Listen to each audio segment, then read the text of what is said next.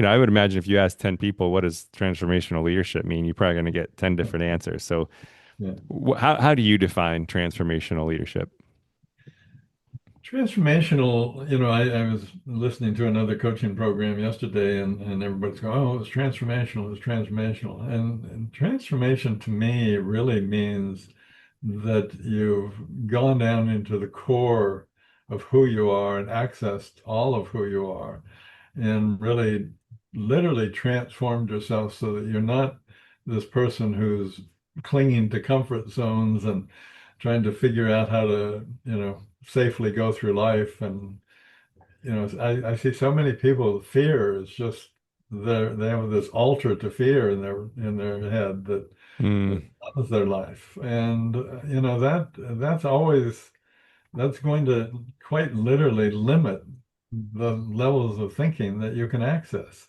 So transformational leadership really comes as a result of that inner healing and the result of that neurological shifts that take place. You get the left and right brain beginning to dance. They begin to play. They begin to trust each other.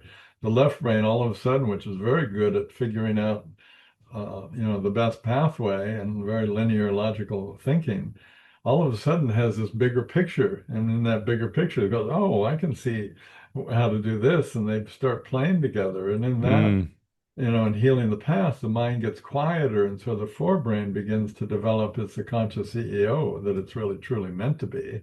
And as it develops, it's really coordinating from a very conscious place all of information that's coming in. And rather than, where the amygdala was running their life, the fear center, all of a sudden they're not reacting from fear, they're reacting from opportunity. They see mm, whatever they're coming into their life not as a challenge or a threat or anything else because they're more conscious. And from that higher state of consciousness, they're able to watch their thoughts, they're able to watch their feelings, they're more in touch with others and how they're feeling.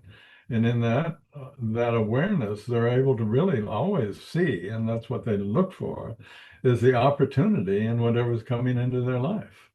They learn to breathe into rather than stop breathing as something comes up. They learn to breathe into and stay conscious.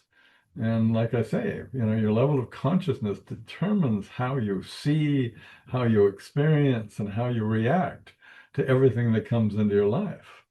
So, a conscious leader, a transformed conscious leader is one who's gotten to the place where they, rather than seeing change as this dangerous, difficult thing, they embrace change because they recognize, well, that's the only reality that we have in this world.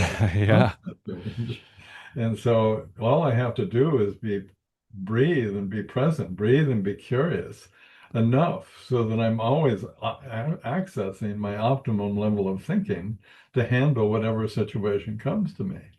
And of course, in terms of your teams, all of a sudden you're not the boss who's blowing up from time to time, who's, micromanaging or, being unsupportive. You're the boss who really, and I share this with my clients oftentimes. Your job is to, whatever you're supposed to do in your job, you need to train somebody else to do that.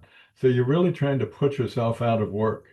And the reason they do Right. that is because that allows you to get to this elevated place of presence that you can oversee everything so that you're handling all the little nuances that arise.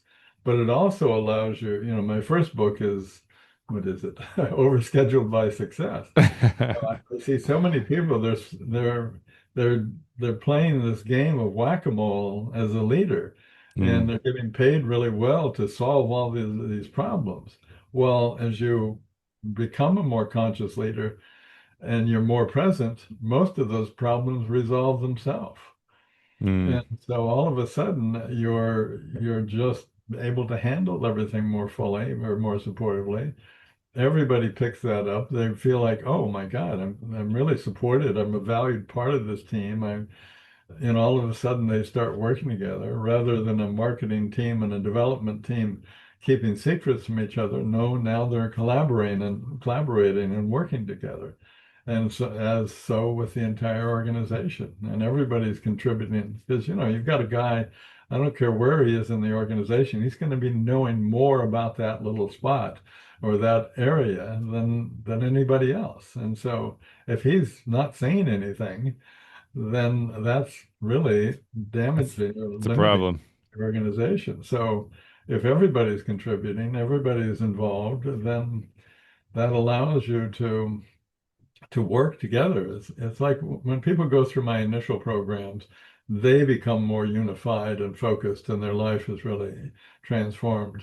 But as they continue to journey and develop their leadership and integrate everything into their leadership, then the organization becomes that same wholeness and moving.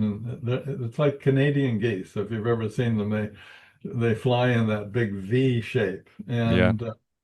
And my wife was sharing with me the other day when someone over and they said, if you can go about 70% further in that group flight than you can as a single goose trying to fly south or north for the whatever. And so Mm. and so it is with organizations. If you're all working together, it collectively there's so much ease and so much success that comes out of that.